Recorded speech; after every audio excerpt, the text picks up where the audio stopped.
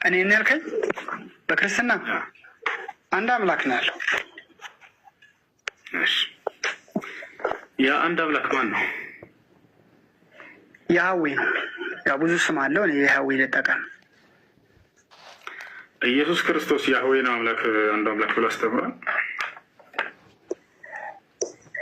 ኢየሱስ ክርስቶስ ያህዌ የሚሉት አይሁዶች ናቸው። ኢየሱስ ክርስቶስ አራሚክኛ ቋንቋ ተናጋሪ ነበረ፣ የአይሁድ ዘር ቢኖርበትም ማለት ነው። ሌላም ሀገር ደግሞ ስትሄድ እግዚአብሔር ሌላ ስም ነው ያለው። አንድ አምላክ ያህዌ ማለት ግዴታ አይጠበቅበትም። እሺ ማን ነው አለ ኢየሱስ ያን አምላክ? ኢየሱስ ክርስቶስ ያለው ምን መሰለህ? አብ አባት እና መንፈስ ቅዱስ እንዳለ ይናገራል። መንፈስ ቅዱስን እልክላችኋለሁ ይላል። መንፈስ ቅዱስ እሱ በመጣ ጊዜ ወደ እውነት ይመራችኋል ይላል። ወይ የአንዱ አምላክ ማን ነው ብሎ አስተማረ ኢየሱስ? የአንዱ አምላክ ማን ነው ብሎ አስተማረ? አብ አባቱና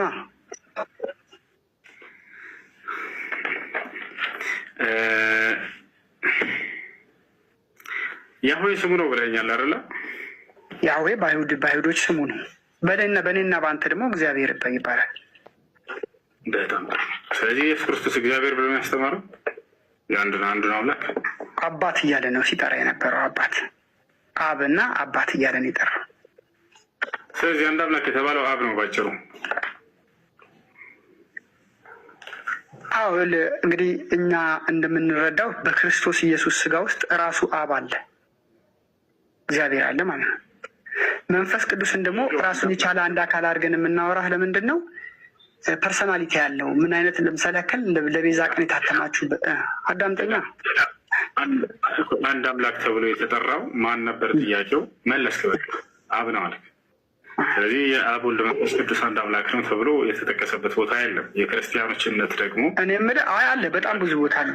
ቆይ ይኸውልህ ለምሳሌ ኢየሱስ ክርስቶስ ውስጥ ያለው መንፈስ ጥያቄውን አዳምጥ አለ ብዙ ቦታ ብለኸኛል። አብ ወልድ መንፈስ ቅዱስ አንድ አምላክ ነው የሚል ጥቅስ አለ መጽሐፍ ቅዱስ ላይ።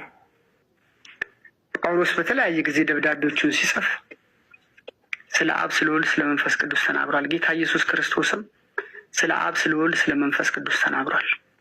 እንደገናም ደግሞ በክርስቶስ ጥምቀት ጊዜ ቆይ አዳምጠኛ አብ ወልድ መንፈስ ቅዱስ ተሳትፈዋል። እየመለስክ አይደለም። አብ ወልድ መንፈስ ቅዱስ ወልድ አዳምጠኛ ደሞና አውራ ዝም ብዬ ልስማ እንደሌለው ስላወቀ እኮ ነው ወላሂ አይስዌ መልሳለሁና አነጋገር እኔ ክርስቲያን ሆኜ እሱ ሙስሊም ሆነ አንተ ስታወራ እና ክርስቲያን ሆኜ እኔ ሳወራ ይለያያል። ይሄ መጀመሪያ አንደርስታንድ። እኔ ክርስቲያን ሆኜ ሳወራ አዳምጠኝና ፈጣሪ ስር አብ ወልድ መንፈስ ቅዱስ አንድ አምላክ ነው ብሎ አስተምሯል ወይ ኢየሱስ ወይም ሐዋርያት ወይም ጳውሎስም ጨምረው አስተምረዋል?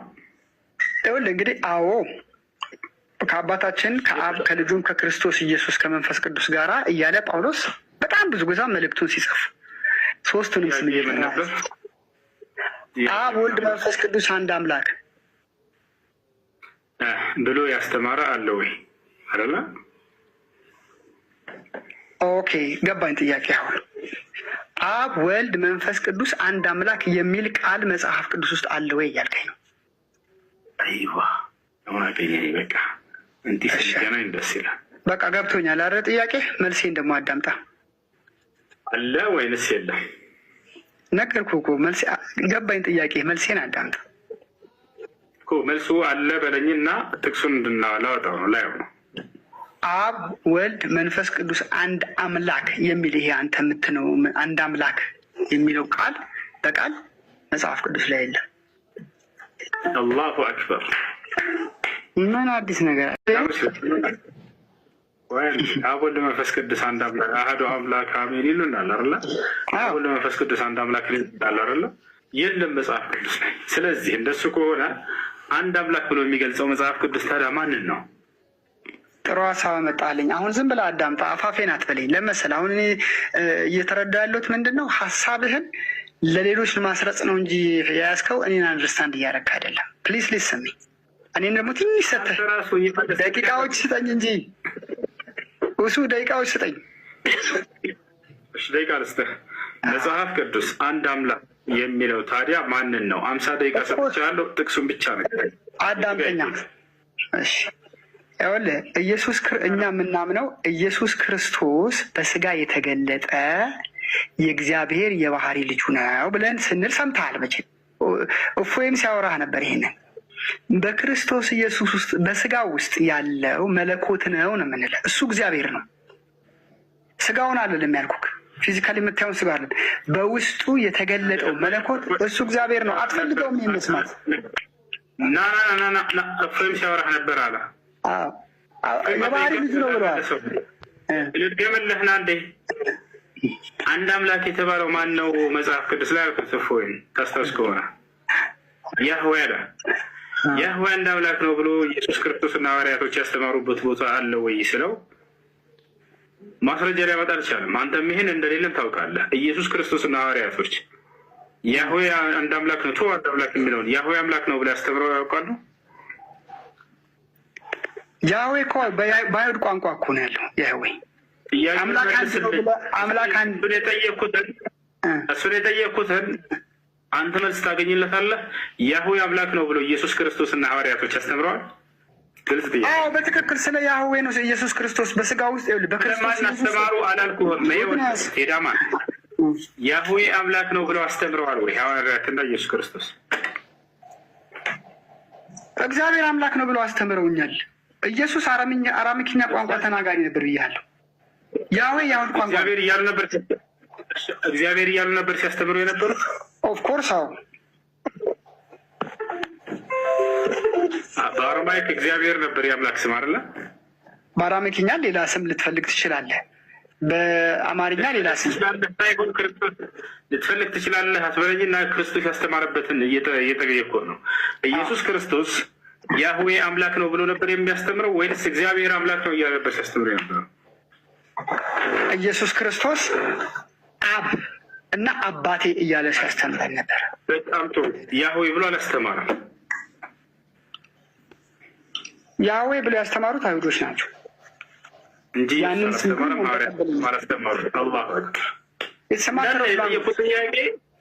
እንዳለ የጠየቁት ጥያቄ መልስ ሳይመልስ ነው የሄደው።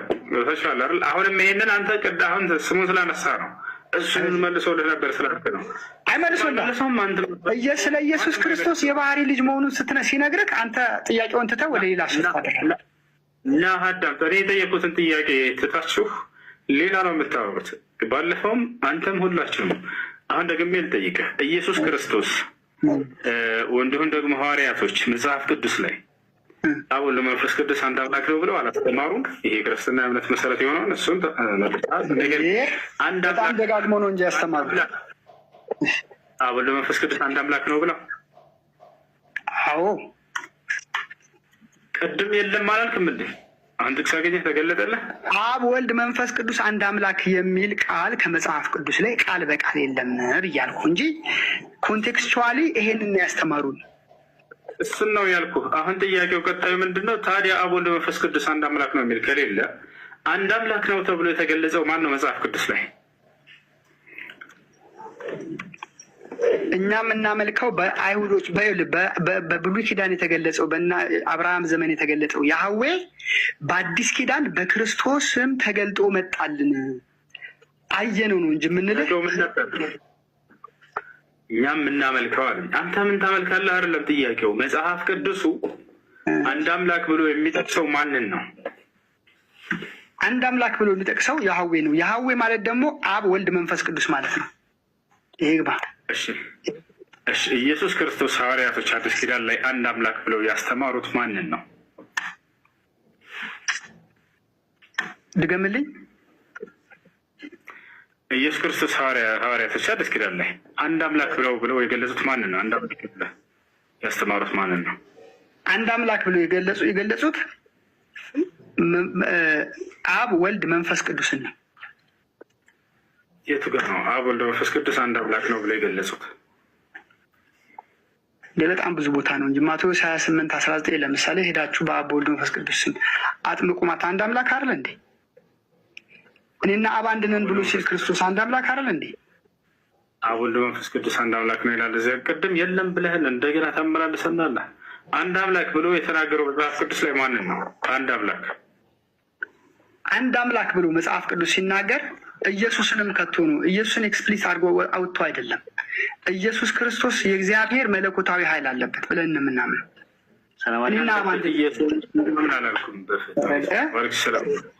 ይሹሩ ሆይ በሰማያት ላይ ለረድኤት በደመናት ላይ በታላቅነት እንደሚሄድ እንደ እግዚአብሔር ያለ ማንም የለም ይላል። በደመናት ላይ ይሄዳል ይላል። የሚሄደው በምንድን ነው? በእግሩ እንደሆነ ደግሞ ናሆም ምዕራፍ 1:3 ላይ አለለ። በደመናት ምን ረግጦ ነው በእግሩ የሚሄደው? ደመና ይረገጣል እንዴ? በግሪክ ሄዳ እንዴ? በደመና እኮ በደበት የእግሩ ትቢያ ነው ይላል። ደመና የእግሩ ትቢያ ነው ይላል። የእግሩ ትቢያ ነው የሚያርፍበት ነው። በእግሩ ይሄዳል። እዛ ራሱ የእኛን ተውና ያኔ እድል ስላላገኘ ጫማ ሁላ አለው። በጫማው ይሄዳል ራሱ። ጫማ አለው፣ እግር አለው። የእናንተ ትርጉም ካለው ትነግረኛለህ። እግር ትርጉም አለው፣ ጫማ ትርጉም አለው ካልክ ትነግረኛለህ። ጫማ አለው የእናንተ እግር ብቻ አይደለም ያለው፣ ጫማ ሁላ አለው። ሁሉም ትርጉም አለው። አልዋሸኝኛ። በቃ እስኪ ትርጉም ካለው ንገረኝ። እስኪ አንድ ሰው ይቀጥል። ከወንድሞች መካከል ጫማ አለው፣ እግር አለው። ይህንን ነገር አሁን ትርጉሙን ተጫምቶ ምናምን የሚል ከሆነ በቃ ሁሉም ነገር ትርጉም ጫማ አለው። ምክንያቱም ለመሰለህ መጽሐፋችን ታካማ ጫማ አለው፣ እግር አለው ይላል። ጫማ ምንድነው ትርጉሙ? እስኪ ንገረኝ። ቆይ አዳምጠኝ። እግዚአብሔር መንፈስ ነው፣ የሚሰግዱለትም በመንፈስ ብቻ ላይ መንፈስ ነው አምላካችን። መንፈስ ነው ማለት አካል የለውም ማለት አይደለም። ስለ እሱ ኤክስፕሬሽን የተገለጸው በአጠቃላይ ምሳሌያዊ ንግግር ነው። ለምሳሌ ንገረኝ፣ ጫማው ትርጉሙን ንገረኝ። የጫማውን ትርጉም ንገረኝ። ምሳሌ ከሆነ ዘዳግም ብቻ አይደለም፣ ሄኖክ ላይም አለ፣ በትልቁ ይናገራል። በጣም ብዙ ቦታ ተናግሯል። ነገርኩህ እኮ በጣም ብዙ አምላካችን ተናግሯል። ግን ሁሉም የታፈረ ነው። የጫማውን ትርጉም ንገረኝ ነው እኮ የምልህ። የጫማው ምሳሌ ከሆነ ምንድን ነው እኮ አጥቢያ ኮከብ ማለት ማብራትን ነው የሚያመለክተው። ጫማው ምን ነው የሚያመለክተው? ጫማው ለምሳሌ ተጫምት መጽሐፍ ቅዱስ ተጫምተህ ትቆማለህ፣ ትጫማበታለህ የሚል አለ። ምን ማለት ነው? ጫማ ማለት ምንድን ነው? ትርጉሙ ነው ጫማ በቃ ተረጋግተህ ትቆማለህ ነው። ታሽ በቃ ስትሮንግ ሆነ ትቀጥላለህ። የለማ እሱ ያንተ ትርጉም ነው። እግር የሚለው ነው። ሌሎችም ደግሞ እግር ትርጉሙ ምንድን ነው አልነገርከንም። እግርስ ምንድን ነው? አሪሹር ጫማ ሲል እግዚአብሔር ጫማ ገዝቶ የሚያደርግ ይመስላል? ይሄም የራሱ ነገር እንዳለው ነው የሚናገር። ጫማ አለው ይላል። እንደዛ ይሄ አያስኬድም። አሁን እሱ ሊያስተምር ፈልጓል። እኔ አሁን እኮ ከሱ መስማት የፈለግኩት ለመሰለ ያኔ አሁን ከአንተ የተረዳሁት ነገር አለ። ምንድን ነው የቁርአን አመለካከትና በመጽሐፍ ቅዱስ ላይ ስለ ሴጣን ያለው አመለካከት የተለየ መሆኑን የገባኝ ምንድን ነው በመጽሐፍ ቅዱስ ላይ ሴጣን ከዚህ በፊት መልአክ የነበረ እና ስላመፀ ከሰማይ የተጣለ የተወረወረ እንደሆነ ማመፁን ነግረኸኛል። የሚያምፁ ማያምፁ አለን ያልኩህ ግን እዚህ እኛ መጽሐፍ ላይ ኢሳያስ ለምሳሌ 14:12 ላይ የንጋት ኮከብ ይለዋል። አንተ በእግዚአብሔር ዙፋን ላይ ከፍ ለከፍ ልበል አልክ፣ ትጣላለህ፣ ወደ ምድር ትወርዳለህ፣ አመድ ትሆናለህ እያለ ይናገራል። እና እዛ ጋር ነው የተጣለው ይላሉ። በቃ እና ሴጣን በመጽሐፋችን ላይ በቃ ሴጣን ነው፣ ቅዱስ ሴጣን የለም፣ ጅኒ ቅዱስ ጅኒ የለም፣ ወይም ደግሞ መጥፎ ጅኒ የለም። በእኛ ወይ ጀምሮ ጥያቄ መልሳቸው ልክ እስልምና ላይ ይሄ ሙሉ መልስ እንዳለው ማን ነው ጋኔል ከምን ተፈጠረ? ጋኔል መልአክ ነበረ ይላል።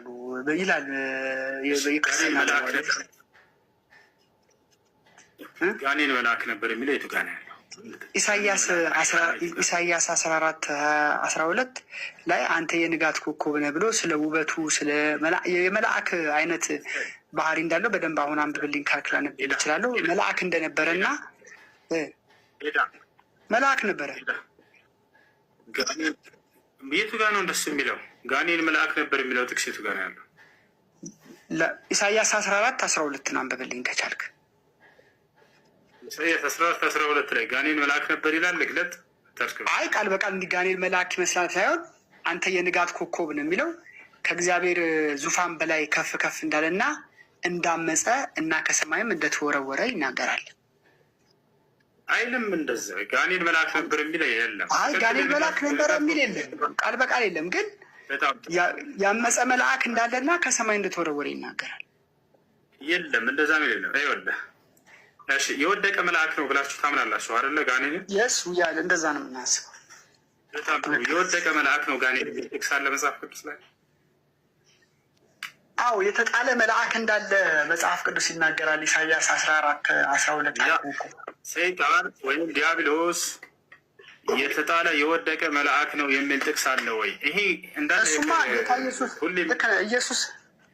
ኢየሱስ ክርስቶስ ራሱ ምዕራፍ 10 ላይ ዮሐንስ ወንጌል ሌባው ሊያርድና ሊያጠፋ ይመጣል፣ ሴጣን ዲያብሎስን ተቃውሙት ከእናንተ ይሸሻልም ይላል። ብዙ ቦታ ስለ ሴጣን ተጽፏል። ሀሳችን ተጽፏል ወይ አይደለም ብያለሁ። አንደኛ ጋኔን የወደቀ መልአክ ነው የሚል የለም። ሁለተኛ ጋኔን መልአክ ነበር የሚል የለም። ስለዚህ ጋኔን ከምን እንደተፈጠረ ማምጣት አለበት። ኢሳያስ 14 እንደዛ ምን የለም። አይ ባነብል ይገባ የሚለው ኡስታዝ ጊዜ ከሰጠህ ላንብብልህ ይስለው። ቆይ ላንብብ። ስለ ባቢሎን ንጉስ ስለ ናቡከደነፆር ነው እያወራ ያለው። ቁጥር 4 ላይ ጀምረህ ማየት ትችላለህ። ስለ ሰይጣን ምንም ሽታው የለም ራሱ። እሺ ሽታ ምኑን? ቆይ እናንብብልህ። ቆይ እኔ ባነባ አይሻልም? ያወጣሁት እኮ እናንብብልህ። ከ4 ጀምሮ እናንብብልህ ነው ሀሳቡ እንድትረዳው ነው። እሺ አይደለም። አንድ ትልቅ ነገር የምነግርህ እዚህ ጋር ምዕራፍ 12 ላይ ነው የምትጀምርልኝ። ልከና እንደጀመርክልኝ እዛ ጋር ምዕራፍ 14 ከቁጥር 4 ጀምረን እናንብበው ነው ያልኩ። ምንም ቁጥር 4 ላይ ማስኬዳ ከዚህ ጋር እዚህ ታች 14 ጀምረን እናንብበው። ተረጋጋና አዳም ቴዳ አይበዛብንም። ይህ ምሳሌ ይላል በባቢሎን ንጉስ ላይ ታነሳለህ አለ። የባቢሎን ንጉስ ማን ነው? ናቡከደነፆር ነው። ስለ ሰው ነው የሚያወራው። ባቢሎን የምትባል የሆነው ኢራቅ ስለ እሷ ንጉስ ነው። እንዲህም ትላለህ አስጨናቂ እንዳረፈ አስገባሪ እንዴት ጸጥ አለ። ስለ ባቢሎን ንጉስ አሕዛብን በመዓትና በማያቋርጥ መምታት የመታው አሕዛብን ባልተተከለ መከራ በቁጣው የገዛ የኃጢአተኛ በትር የአለቆች ዘንግ እግዚአብሔር ሰብሯልና ምድር ሁሉ አርፋ በጸጥታ ተቀምጣለች፣ እልል ብላለች አለ። ለምን? የባቢሎን ንጉስ ነው ብሎ ስለሆነ ጥድና የሊባኖስ ዝግባ አንተ ከተዋረድክበት ዘመን ጀምሮ ማን ይቆረጥ ዘንድ አልወጣም ብለው በአንተ ደስ አላቸው። ሲኦል በመምጣት ልትገናኝ በበታች ታወከች። የሞቱት የምድር ታላላቆች ሁሉ ለአንተ አንቀሳቀሰች። የአሕዛብ ነገሥታት ሁሉ ከዙፋናቸው አስነሳች። እነሆ አንተ ደግሞ እንደኛ ደክመሃልን አሉት። እኛን መስለሃልን አሉት። የባቢሎን ንጉስ ናቡከደነፆር ጌጥና የበገና ድምፅ ወደ ሲኦል ወረደ። በበታችን ብል ተነጥፏል፣ ትልም መደረቢያ ሆኗል። ትል በልቶታል ሲሞት ማለት ብለው ይመልሱልሃል። አንተ የንጋት ልጅ አጥቢያ ኮከብ ሆይ እዚህ ጋር ነው ነጥቦ ያለው እኮ ላስረዳህ እኮ ነው። ሳትሄድ እናወራ። ይህንን ላስረዳህ እኮ ነው። ላስረዳ ነው። ይህንን እዛ ጋር እንደምትመራ ስለገባኝ ነው። የመጨረሻው የእስራኤል ንጉስ ማን ነበረ ታስታውሰዋለህ? ሴዴቅያስ ነበር አይደል? ሊሆን ይችላል። ሴዴቅያስ ከንግስና ሲወድቅ ምንድን ነው ያለው? እግዚአብሔር የእስራኤል ውበት ከሰማይ ወደ ምድር ወደቀ ይላል። ምን ማለቱ ነው? አሁን ሴዴቅያስ ከዚህ ጋር ታገናኘዋለህ ኡስታዝ። ከሰማይ ወደ ምድር ወደቀ እኮ እንደተረዳው ነው እኮ። ከሰማዩ መውደቅ ማለት ነገስታቶቹ ንግስና ላይ ያሉ ሰማይ ላይ እንዳሉ ሰማይ ንግስና እንደሆነ ያሳያል ባይብል ላይ። አሁን አየህ እንግዲህ ወደ እንትን ገባ ማለት እኮ አይደለም ነው። አንተ አዳምጠኝ። ሂድ እሺ። አሕዛብን ያዋረድክ አንተ ሆይ እስከ ምድር ድረስ ተቆረጥክ። ዛትሚት ሞትክ ማለት ነው። አንተ በልብህ ወደ ሰማይ አድርጋለሁ፣ ዙፋኔንም ከአምላክ ከዋክብት በላይ ከፍ ከፍ አድርጋለሁ፣ በሰሜን ዳርቻ በመሰብሰቢያ ተራራ ይቀመጣለሁ፣ ከደመናዎች በላይ አድርጋለሁ፣ በልዑል እመሰላለሁ አልክ። ናቡከደነፆር ነው እንደዛ ያለው። ቆይ እነግርሃለሁ፣ እሱንም እነግርሃለሁ። በልዑል እመሰላለሁ ያለው እሱ ነው። ይሄ ሴጣን ባህሪ ነው። በልዑል እመሰላለሁ ያለው ቆይ ከሰማይ የሚጣል ለምንድን ነው ጭቅጭቅ እንዲያመራ የምትፈልገው? አንዴ አርስቱን እንየውና ከዛ በኋላ እንትናል። ከደመናዎች ከፍታ በላይ አድርጋለሁ በልዑልም እመሰላለሁ አልክ። ነገር ግን ወደ ምን ትወርዳለህ አለ? ወደ ሲኦል ወደ ጉድጓዱም ጥልቅ ትወርዳለህ። በሚያዩ ይመለከተዋል። በውኑ ምድርን ያንቀጠቀጠ መንግስታትን ያናወጠ ዓለምን ሁሉ ባድማ ያደረገ ከተሞችን ያፈራረሰ ምርኮቹን ወደ ቤታቸው ያልሰደደ ሰው ይህ ነውን ብለው ያስተውለዋል። ሰው ሴጣን ሰው ነው? ኖ እሱ የሚያወራው ስለ ሰው ያስተውለዋል ነው የሚለው።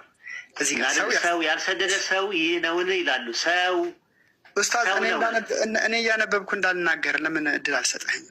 አይ ሰው ነው የምልህ። ሰው ነው እያልኩ እሰጥሃለሁ እድሉ፣ ምንም ችግር የለውም። እሺ ቀጥልሽ። እኔ እንገርህ አጥቢያ ኮከብ ሆይ እንዴት ከሰማይ ወደክ ነው የሚለው። ገብተዋል? ከምድር አይደለም ከሰማይ ወደክ። ከሰማይ ወደታች ነው። እንግዲህ ሰማይ እንግዲህ ያው መናፍስቶች ናቸው ሰማይ ላይ ያሉት፣ እኛንም ምድር ላይ ያለ ነው። ከሰማይ ወደታች የወደቀ ነው የሚናገረው። አሕዛብን ያዋረድክ አንተ ሆይ እንዴት እስከ ምድር ድረስ ተቆርጠ? አንተም በልብህ ወደ ሰማይ አድርጋለሁ፣ ዙፋኔንም ከእግዚአብሔር ከዋክብት በላይ ከፍ አደርጋለሁ፣ በሰሜንም ዳርቻ መሰብሰቢያ ተራራ ላይ እቀመጣለሁ፣ ከዳመናዎች ከፍታ በላይ አድርጋለሁ፣ በልዑል እመሰላለሁ። ናቡከደነፆርም በልዑል እመሰላለሁ አላለም። አልክ እሱን እንጣለን አልክ ነው። አሁን ፖይንቱ ያለው ምንድን ነው? ይሄ ማለት አሁን ቅድም እሱ እንደተናገረ ይሄ የሚያሳየው ምንድን ነው? የእግዚአብሔርን ስልጣን የፈለገ ስለሆነ አይደለም ነው የምልህ። አይደለም ነው የምልህ። ሰቆቃወ ኤርምያስ ምዕራፍ 2 ቁጥር 1 ላይ በምድር ላይ ያለ ሰው መቼም ከሰማይ ወደ ታች አይጣልም እኮ። እሱን እንድትረዳ እኮ ነበር እኮ ቴዳ ያመጣውልህ ኤግዛምፕል። ሰዴቅያስ የሚባለው የመጨረሻው ንጉሥ ጌታ በቁጣው የጽዮን ሴት ልጅን እንደምን አደመናት ይላል። የእስራኤል ውበት ከሰማይ ወደ ምድር ወደቀ ይላል። ምን ማለት ነው? ይሄና ያ ምን አገናኙ? ውበት ማለት የእስራኤል ውበት ነው የሚለው። የእስራኤል ውበት ከሰማይ ወደ ምድር ወይ ይላል። የእስራኤል ውበት የተባለው ሴዴቅያስ ነው። ሰማይ ላይ ነበረ ወይ ወይስ ንግስና ላይ ነበረ? ከንግስናው መውደቁን ነው የሚያሳየው።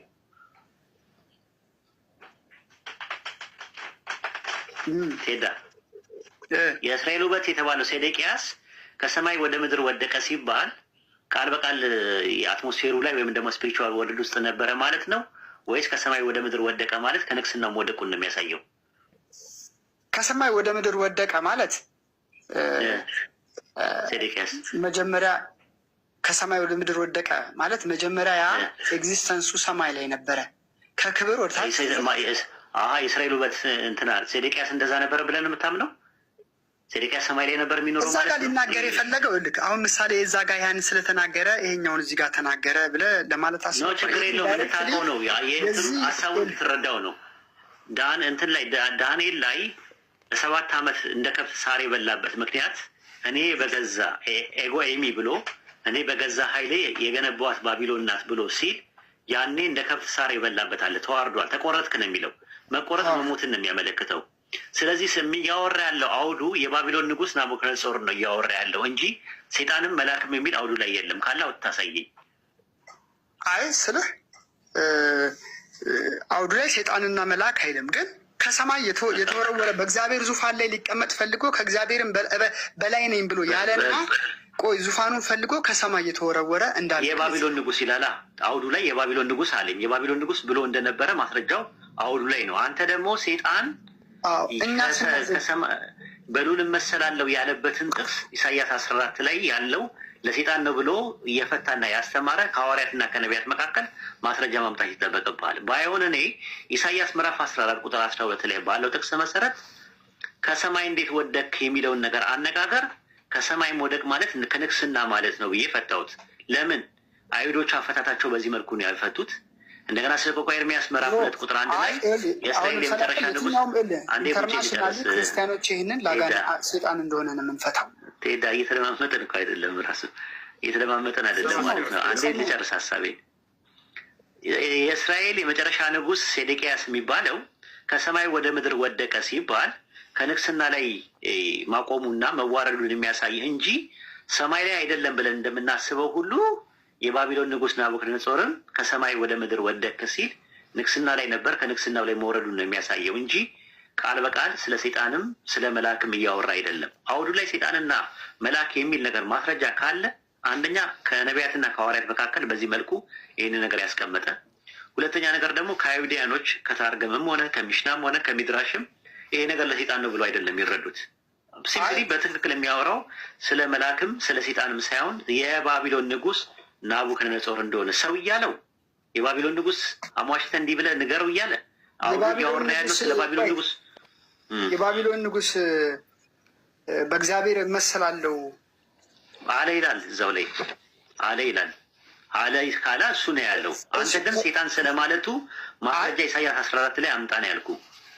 ከሰማይ ወደ ታች የሚጣለው ሰማይ የነበረው እንግዲህ ናቡከደነፆር መቼም ሰማይ ላይ አይልማ ሴጣንና መልአክ አይልም። ኢሳያስ 14ን ደግሞ ጠቅሰው ሐዋርያትና ነቢያት ጠቅሰው ለሴጣን ያገለገሉበት የሰጡበት ጥቅስ የለም። ባይሆን አውዱ ኢሳያስ እየተናገረ ያለው ስለ ባቢሎን ንጉስ ስለ ናቡከደነጾር ነው እየተናገረ ያለው ሰው ነው እያለ እየተናገረ ያለው። አንተ ተመልሰህ ሰይጣንና መልአክ ነው ካልከኝ አንተ ልስማ ወይ ኢሳያስን ልስማ? የንጋት ኮከብ ነው እንዴ እንትና ናቡከደነጾር የንጋት ኮከብ ማለት ነው። የንጋት ኮከብ ማለት ነው ትርጉሙ። ኮከብ እኮ ሰማይ ላይ ነው ያለው። ኮከብ ነው አብሪ ነው። የንጋት ኮከብ ምሳሌ አነጋገር ነው። የንጋት ኮከብ ኢየሱስ የንጋት ኮከብ ተብሏል። ኢየሱስ ክርስቶስና ይሄ ብቻ ነው ለንጋት ኮከብ የተባለው። ሌላ ለመላእክት የንጋት ኮከብ አልተሰጠም። መላእክት የንጋት ኮከብ ተብለዋል። ከሰማይ ወደታች የተወረወረው እንግዲህ ነው። መላእክቶች የንጋት ኮከብ ተብለዋል። ልስጥህ ኢየሱስ ክርስቶስና እዚህ ጋር ብቻ ነው ሰይጣን ብቻ ነው የተባለው አልከኝ። ሌላ ቦታ ምናልባት ስቼ ከሆነ መስተቀር አነበብኩ። ስለዚህ እንደዛ ነው። የንጋት ኮከብ ቢባሉት እንትኖች አለቆች፣ ጳጳሳት፣ ኤጲስቆጶሳት የንጋት ኮከብ ሊባሉ ይችላሉ በባይብል። ስለዚህ ንጋት ኮከብ የሚባል ጳጳስ አለ። ኤጲስቆጶሳት ነው ያልኩህ። ኤጲስቆጶሳት ወይም የቤተክርስቲያን እንትኖችን አገልጋዮችን ሰባት ከዋክብት ይላቸዋል። መጽሐፍ ቅዱስ ግን ከሰማይ ወደታች የተወረወረ የትኛውም ቦታ ይሄን የሚፈቱት ኖ አይደለም። ጥያቄው እኮ የንጋት ኮከብ ማለት መሪነትን ነው የሚያሳየው። የንጋት ኮከብ ለሴጣን የሚል ነገር የለም። ጥቅሱ ላይ የለም እኮ ከሰማይ ወረድ ይላል። እሱ ምን አለ እኮ አሁን ከሰማይ የወረደው ሴጣን ነው የሚል አለ። ጥያቄ እኮ ሴጣን ነው የሚል አለ፣ መልአክ ነው የሚል አለ። ኢሳያስ 14 ላይ እኔ ብዬ እንትን ልብለው ልቀበለው። አንተ የንጋት ልጅ አጥቢያ ኮከብ ሆይ እንዴት ከሰማይ ወደክንም?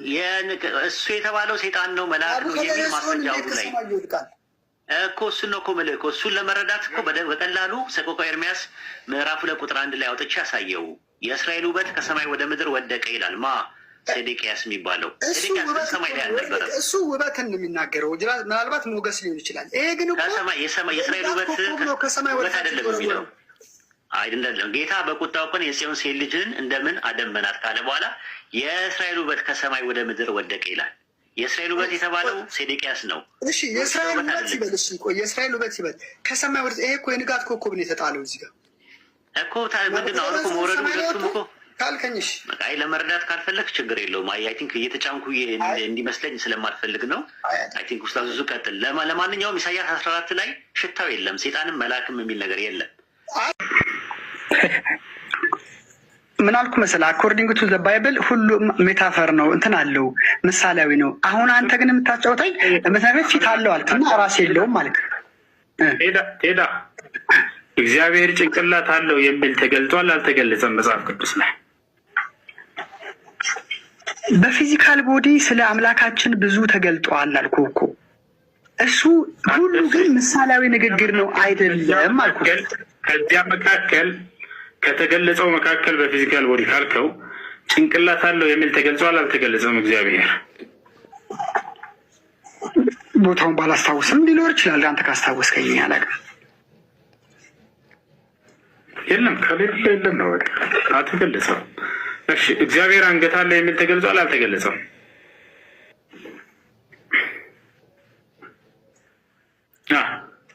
እግዚአብሔር አንገት አለው ሊገለጥ ይችላል። እኔ እሱንም አላውቅም። አንተ እንደመለስከው ያላወቅኩትን አላውቅም ነው የምልህ። የቱ ጋር እንደሆነ ብታስታውሰኝ ላስታውስ ይችላል። ልመልስ ብዙ ጥቅሶቹን አስታውሰኝ ላስታውስ። እሺ ከላይ ኃይሌ መለስሽ። ኃይሌ እግዚአብሔር ጭንቅላት አለ የሚል ተገልጿል?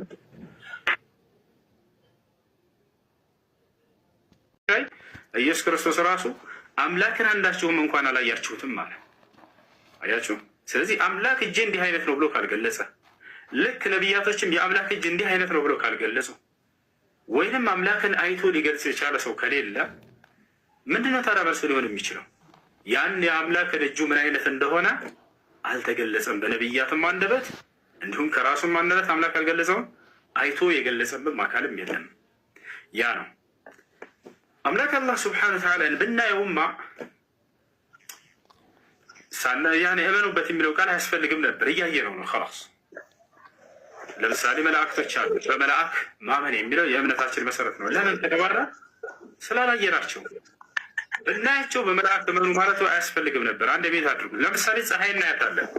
ፀሐይ የሚባል ፍጡር እንዳለ እመኑ ተብሎ ቁርአን ላይ ይገለጻል? አይገለጽም። ለምን? ሲጀምር የምታየው ነገር ነውና። ኢማን የሚባለው ነገር አልኢማን ብልገይብ ነው። በማይታዩ በሩቅ ነገራቶች ማመን ነው። ገብታችኋል? ካየኸውም አምላክን በአምላክ መን ማለቱ አስፈላጊ ነበር። እያየኸው ነው እና እየተገዛው ነው። ገብታችኋል አይደለ? ነገር ግን ስለ አምላክ ባህሪያቶች ቀድሞ ነቢያቶች በምድር ላይ የነገሩን ሳናየው እንድናምንበት ዘንድ ነው። አላየነውም ማለት አናውቀውም ማለት ነው። የማናውቀውን አምላክ ነው ማለት ነው አይደለም። እርሱ በገለጸልን መገለጫዎች ነቢያቶች የነገሩንን አምነን እንቀበላለን። ያልነገሩንንስ እኛ ያንን አልነገሩንም ጸጥ ብለን ዝም እንላለን። ይህ ለነቢያት ትምህርት ታማኝ ሆኖ መገኘት ይባላል። እርሳቸው ያልተናገሩትን ግን እኔ ከራሴ አምላክ እንዲህ አለው ብዬ ብጨምር ይሄ ታማኝ አይደለሁም ለነቢያት። እንዳውም በአምላክ ላይ ቅጥፈትንና ውሸትን ተናገርኩኝ ማለት ነው። ገብታችኋል? ያለውን ነገር የለውም ካልኩኝስ ይሄም እንዲሁ እንደዛ ያ ነው። እና ሰላም ሊፈጥርባቸው የሚችለው ነገር ምን መሰላችሁ? ያ ነገር ከፍጥረታት ጋር የሚመሳሰል ነው ወይ የሚለው ነው። ይሄንን ግልጽ አድርጎ ቁርአን አልመስልም እኔ ብሎ በቃ ዘግቶታል። እጅን ባየህ ቁጥር ከእርሱ እጅ ጋር ይመሳሰላል ወይ ብሎ ለሚያስብ ሰው አይመሳሰልም በፍጹም። አብሽር፣ ያንን እንዳታስበው። አይመስልም። እርሱን ይመስላል ወይ ብሎ ለሚጠይቅ ሰው ካለ እዚያም ነው። ልጁ ታስተውል ከሆነ ባለፈው እጅ አለው ወይ አምላክ አለ። አዎ እጅ አለው። እንዲህ አይነት ብሎ ወጣና ራሱን እጁን አሳየ። ለላላ እንደሱ ከሆነ በፍጹም እንዳንተ አይነት እጅ የለውም ስራ። እንግዳ ምን አይነት ነው የአምላክ እጅ? ያ እንዴት አይነት ነው? ከይፍያ የሚባለው ነገር እርሱን ነቢያቶች እጁ እንዲህ አይነት ነው፣ እጁ ጥፍር አለው፣ እጁ እንትን አለው፣ ደም አለው ምናምን በጅማት የተወጠረ ነው ምናምን። ይህን ነቢያቶች ጸጥ ብለው ነው ያለፉት። እጅ አለው ብለው ተናግረዋል። እጅ አለው ብለው ነቢያቶች በተናገሩበት ልክ ይታመናል። ገብታችኋል አይደለ? እጁ ምን አይነት ነው ተብሎ ቢጠየቅ ከይፍያ ይባላል። ይሄ ያንን ሁኔታ ገብታችኋል አይደል? ያን ደግሞ ከአምላክ አላህ ስብሐነ ወተዓላ ውጭ ማንም አያውቅም አሁን ላይ። ነገር ግን ነገ የትንሣኤ ቀን አላህ ስብሐነ ወተዓላን በደንብ አድርገን እናየዋለን ማለት ነው። ምሳሌ አነጋገር ነው ያልከው።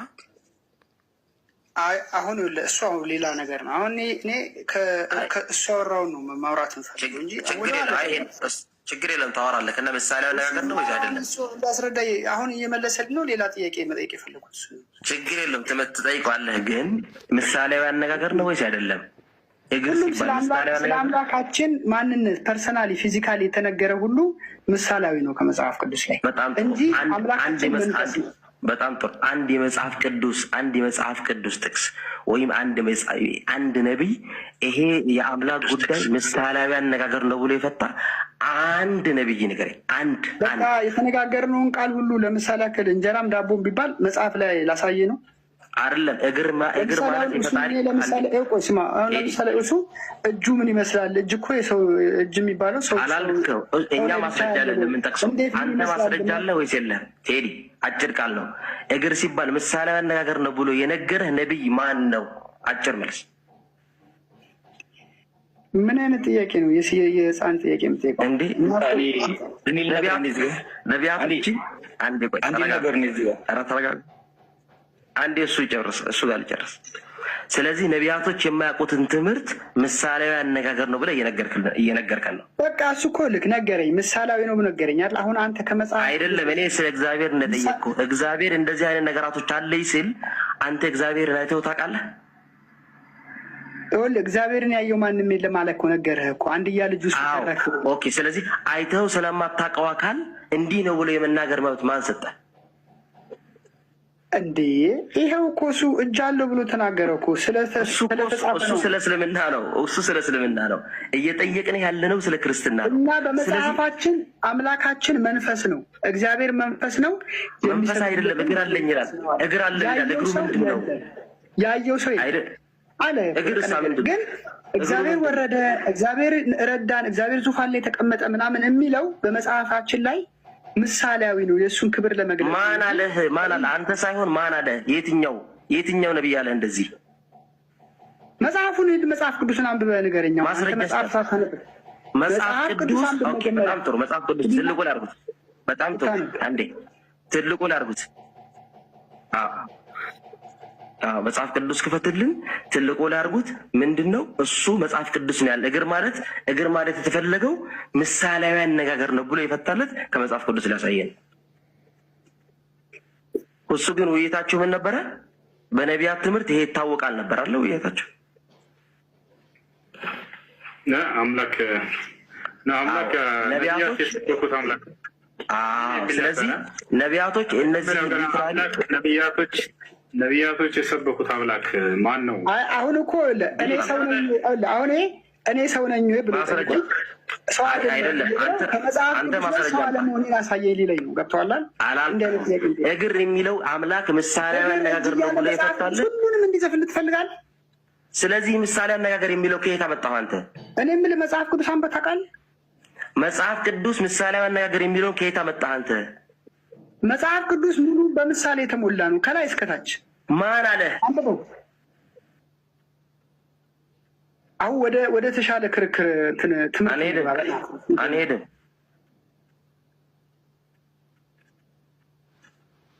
ይታያል።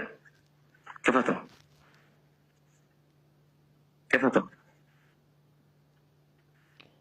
10,000 ሰዎች መጽሐፍ ቅዱስ ላይ እግዚአብሔር አለኝ ያለውን ነገር የለህም ለማለት እግዚአብሔርን ማየት ያስፈልጋል። ዘግተዋል። የአንተ ትምህርት የአንተ ክርክር ውሃ ያነሳም። ችግር የለውም እሱ ችግር የለውም። እናንተ ችግር የለውም እሱ ሰው እናንተ አለ ነገርን ምሳሌ ብዙ አለ አልኩ። ሁሉንም ምሳሌ እዚህ ልተረትርልህ? ምሳሌ ነው የሚለውን ማስረጃ ያስፈልጋል። አተርትርልኝ። ኧረ ምን እንደ ይታያል።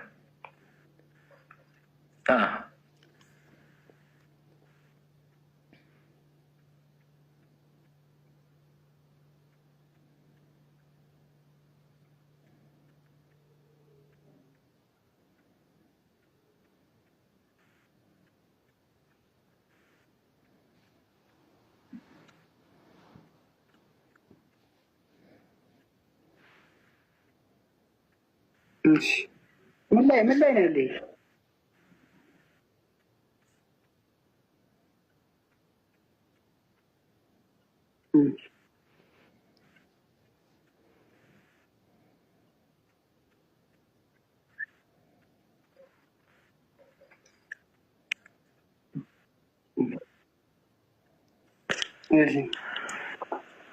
እዚህ እዚህ ጋር አዩ ነው ብሎ የሚያስቀምጠው እንጂ በምሳሌ እየተናገረ ሳይሆን አይተውታል፣ ከነገሩ አይተውታል።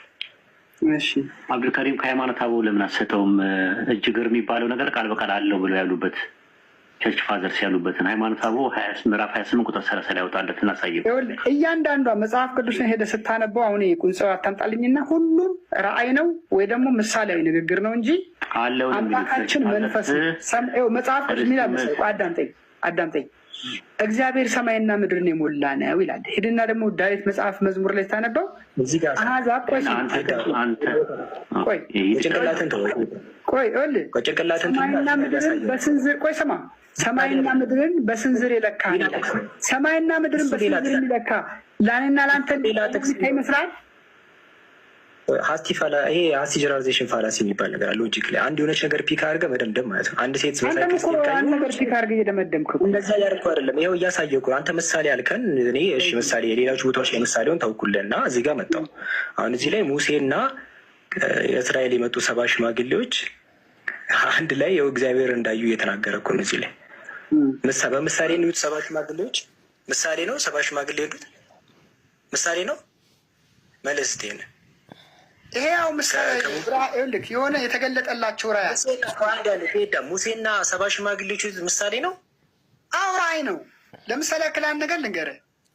በሰዓት ላይ ሙሴና 70 ሽማግሌዎች የወጡት ራእይ ነው ይሄ። አዎ በደንብ አንብብ። እግዚአብሔርን በትክክል ማየት አይቻልም። ሙሴና ሽማግሌዎች ሁሉት በራእይ ነው የሄዱት። ኦፍኮርስ አዎ ያዩት ራእይ አለ። እሱ ነው በቃ እሱማ ኢሳያስ ላይ ኢሳያስ ምዕራፍ 6 አንብበው። ለምንድን ነው የሄዱት ሽማግሌዎች? በአንድ ያስረዳን እስኪ ስለ እነዚህ ሽማግሌዎች ማን ናቸው? ኢሳያስ ምዕራፍ 6 ደግሞ ሄደ ብታይ ከዚህ የተሻለ ታዲያ ኢሳያስ አትሄድም። እዚህ ጋር አስረዳን። ሙሴና ሽማግሌዎች ለምንድን ነው የሄዱት? ታውቀዋለህ? ግን ይህን ታሪክ ከና ሲጀመር ዘዳግም ነው ይሄ ነገር ገና አቅጣጫውን ማታየትን ራእይን የመሰለኝ መጽሐፍ የከፈትክልኝ ዘዳግም ነው ዘጸአት ነው የከፈትኩልህ። ይሄ አሁን ሙሴና ሽማግሌዎቹ ከእግዚአብሔር ጋር ለመነጋገር ቃሎችን እንትን የሚሉበት ቀልድ ነው ወይም ምሳሌ መሰለህ? ይሄ ስማ፣ በሲና ተራራ ላይ ሲና ተራራው እየነደደም ተገልጧል እኮ እዛ ጋም እኮ በእሳት መልክ ያሳያል። ምሳሌ አይደለም፣ በተለያየ መልክ ተገልጧል። ይኸውልህ እግዚአብሔር በተለያየ መልክ ተገልጦላቸው